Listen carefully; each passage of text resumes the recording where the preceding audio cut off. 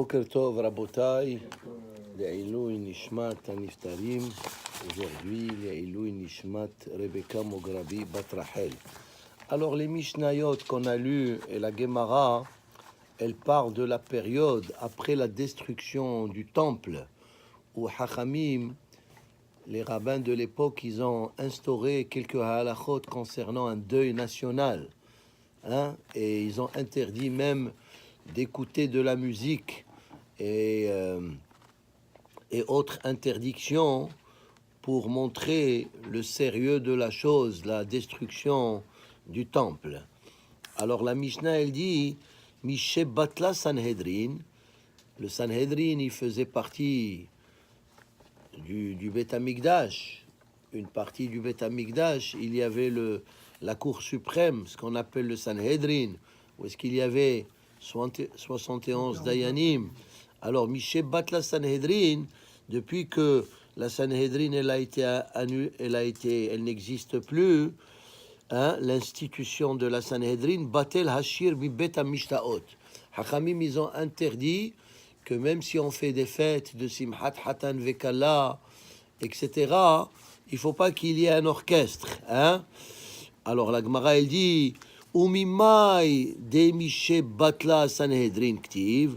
Et d'où on sait que cette institution de Sanhedrin, elle a été annulée concernant la destruction du temple, concernant la musique. Ça veut dire, quel est le lien il y a entre le Sanhedrin et la musique vivante? Amar Rav Huna bered Rav Yehoshua, comme le pasuk qui dit dans Echa, que le prophète Yirmia il a écrit, qui note Echa, il dit comme ça là-bas. Zekenim misha'ar shavatu, bahurim mineginatam. Alors, Zekenim, ça veut dire c'est le Sanhedrin. Misha'ar shavatu, ça veut dire il ne venait plus au sha'ar du Sanhedrin. Ça veut dire il n'y avait plus de Sanhedrin. Et qu'est-ce qu'ils ont fait, Hachamim? Bahurim mineginatam. Ils ont interdit que les bahurim, ils chantent de la musique pour montrer le deuil. Et la Gemara maintenant, il va élargir un peu sur ce sujet concernant la chanson. Amarav, Oudna, aujourd'hui, cette halakha, elle n'existe pas comme telle, parce que, non, cette halakha, elle a été instaurée parce qu'il n'y avait pas Beth Amikdash. Mais à un moment donné, Hachamim, ils ont vu qu'Am Israël, il rentrait dans la déprime. Il y avait même des gens qui ne voulaient plus manger de la viande, ils ne voulaient plus boire du vin, etc. Alors, Hachamim, ils ont annulé ces halachot-là.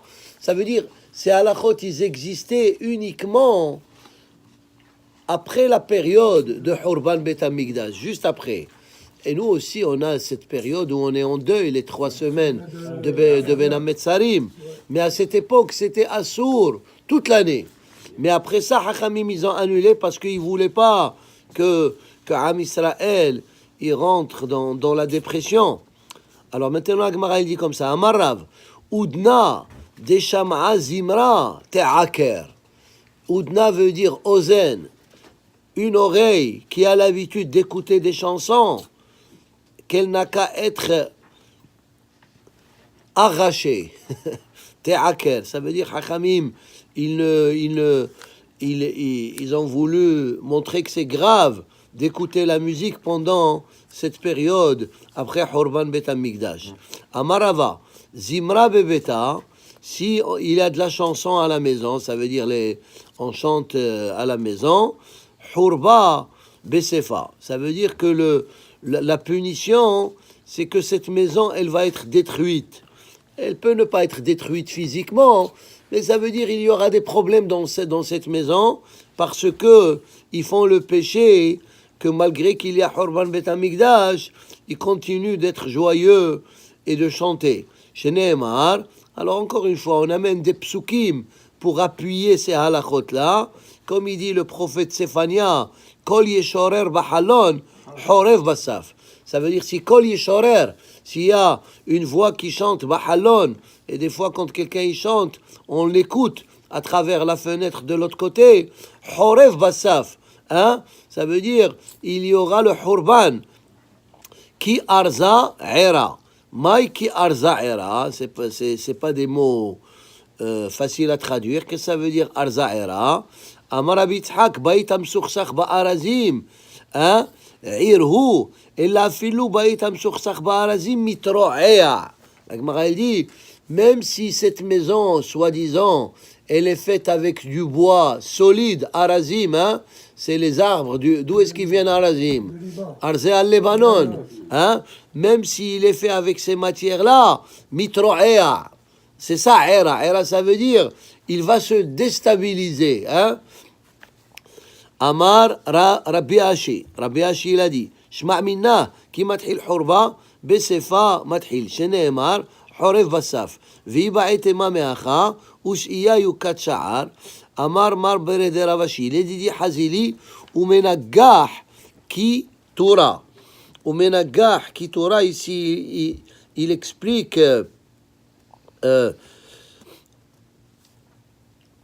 veut dire que des fois, quand il y a quand il y a des problèmes, menagah kitora.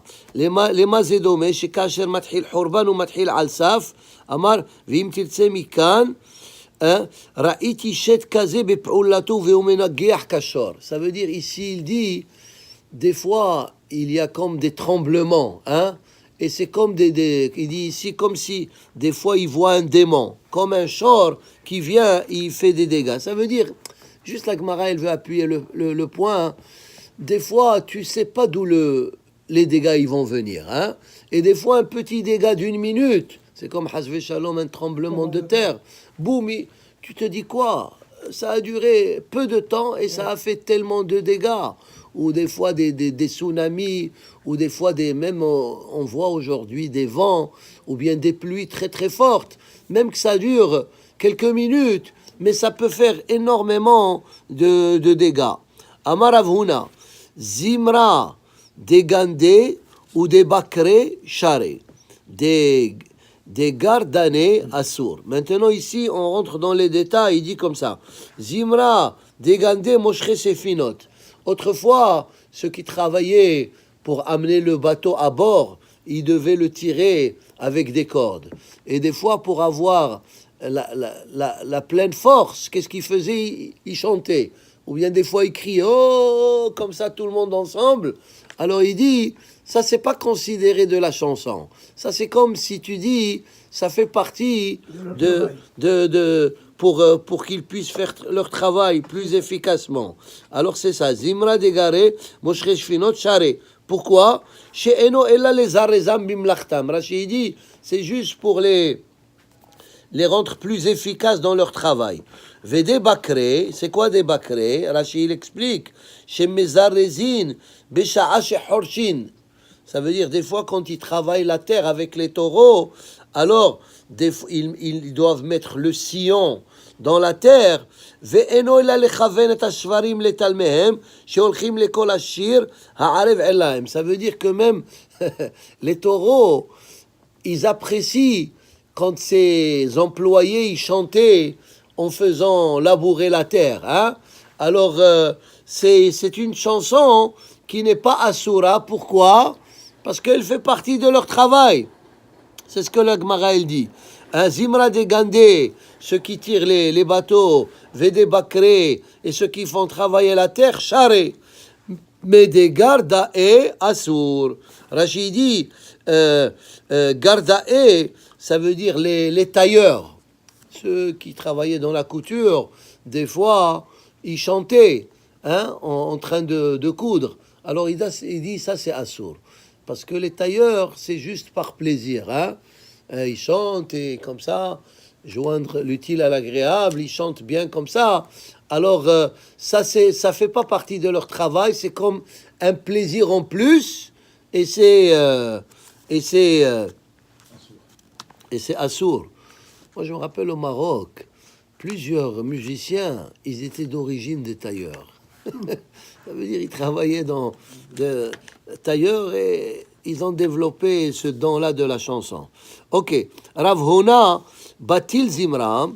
Alors la Gemara elle continue avec ce même sujet. Rav Huna Rav Huna Batil Zimra. Rav Huna, il est devenu le grand rabbin de sa ville.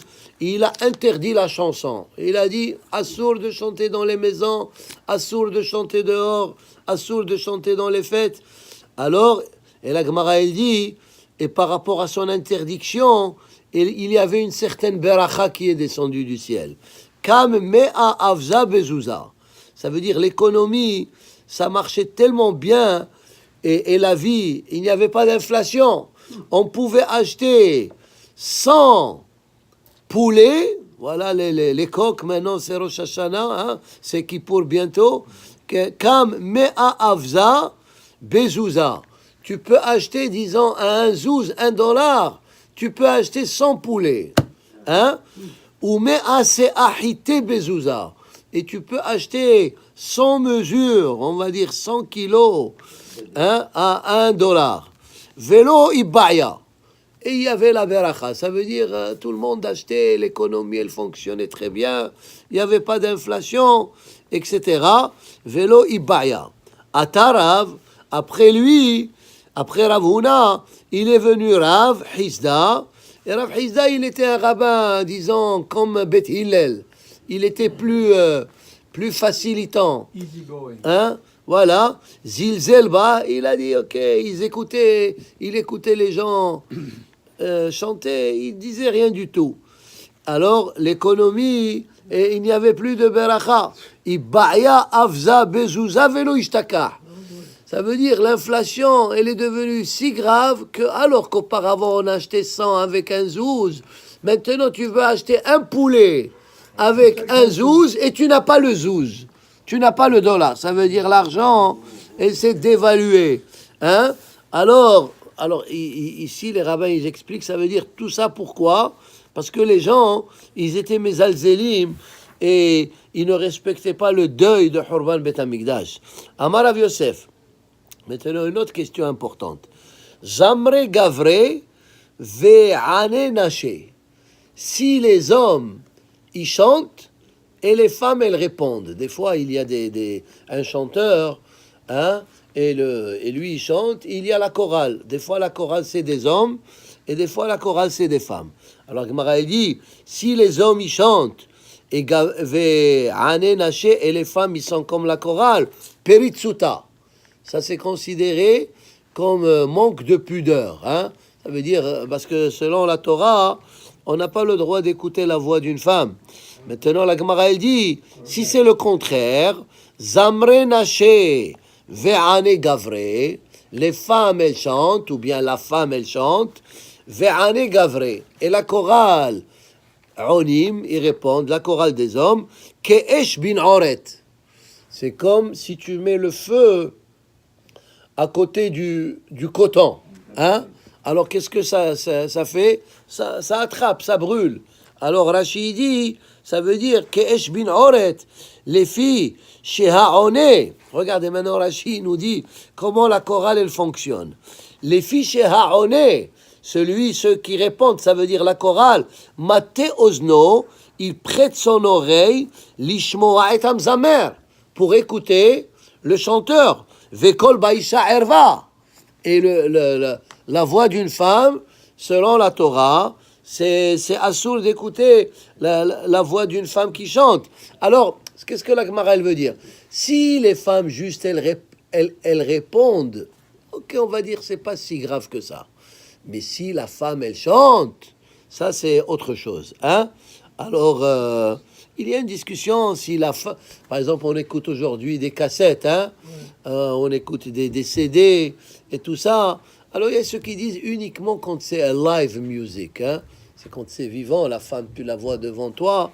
Il y a ceux qui disent que si tu écoutes ça par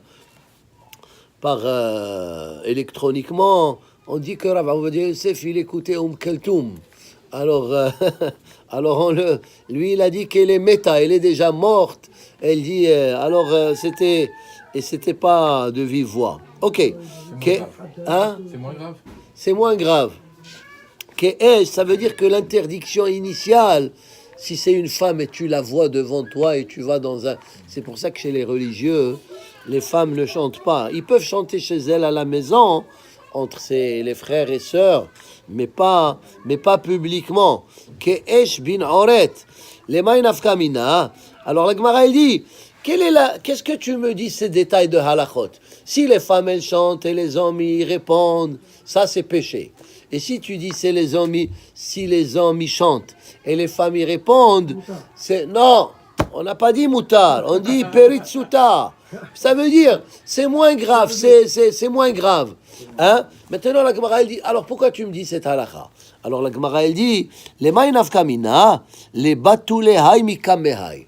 Ça veut dire quoi? Ça veut dire, ça veut dire un rabbin, il vient. Écoutez regardez comment la Gemara, elle analyse les choses. Un rabbin, il vient dans une communauté ou dans une ville. Il voit que les femmes, elles chantent et les hommes y répondent, et les hommes, ils chantent et les femmes y répondent. Et il sait stratégiquement qu'il ne peut pas annuler tout ça d'un coup. Vous savez, il faut avoir un peu de psychologie. Les gens, ils n'aiment pas brusquement des changements. Hein. Il faut aller graduellement. Alors le rabbin, il ne peut pas tout interdire d'un seul coup. Alors, il interdit d'abord que les femmes chantent et les hommes y répondent. Ça veut dire, ça c'est un vrai issour. Alors ça veut dire, il leur dit, écoutez, vous savez, si les hommes y chantent et les femmes elles répondent, ok, c'est pas grave. Mais si les femmes, ça veut dire, il peut pas interdire tout, alors il doit commencer graduellement. Hein? Je me rappelle une histoire, voilà, on a un Français, Baruch Haba, vous êtes de France, Baruch Haba. Vous étiez là l'année passée, c'est ça? J'étais là, Pessah. Pessah. Baruch Haba. Une fois, Rabbin Citruc, il est venu rendre visite ici à la synagogue, et on était dans la petite synagogue ici en bas. Et après, on est monté, on a fait Shahrit, et après, on est monté en haut parce qu'on attendait des centaines de personnes. Alors, en montant les escaliers, le Rav, il me dit, Rabbi Yehuda, et la mechitza de la synagogue, la petite là, elle n'est pas assez haute. Alors, on montait les escaliers. Je dis, tu sais, c'est difficile. Après, montons, il voit la mechitza encore, la grande synagogue. Il m'a dit, regarde, Rabbi, commence par en bas. Si d'ici là-bas, ils t'ont pas tué, continue avec le haut aussi. Alors, ça veut dire qu'il faut faire les choses graduellement. Il faut pas imposer le changement radical parce que les gens, ils sont habitués. Chacun, il a ses habitudes. Alors, ils vont te dire quoi? L'autre rabbin, il nous autorisait ça. Alors, il faut faire les choses. Mais graduellement, c'est ça le message. Amar Rabbi Yohanan, la Gemara elle continue. Kol hashote be'arba' mine zemer mevi hamesh pur'anut la'olam. Tout celui qui chante dans une fête avec 4 musiciens, karba'a mine zemer, 4 types de musique, on va dire le luth, le violon, la flûte, la guitare, le oud. C'est ça. Alors, il amène des malheurs et des catastrophes sur l'humanité. Des fois, on voit des catastrophes de nature. On pense... Mais qu'est-ce qu'il a dit? Qu'est-ce qu'il a dit, David Ammelech? Ruach se'ara osa devaro. Quand il y a des catastrophes, c'est pas un mikré. On a dit mikré, ça veut dire un hasard. Mikré, c'est les lettres. Rak me Hashem. Ça veut dire, dans le judaïsme, la Torah nous dit Ve'im telchu immi bekeri ve'alachti immachem bahamat keri. Dans le judaïsme, la philosophie c'est à chaque fois qu'il y a des choses qui arrivent, des choses graves, il faut se poser des questions. Ça veut dire que là, dans la météo, ils vont t'expliquer pourquoi il y a eu l'ouragan et qu'il a déclenché, mais ils t'expliquent pas la raison de la raison. Ça veut dire, et pourquoi cela est arrivé?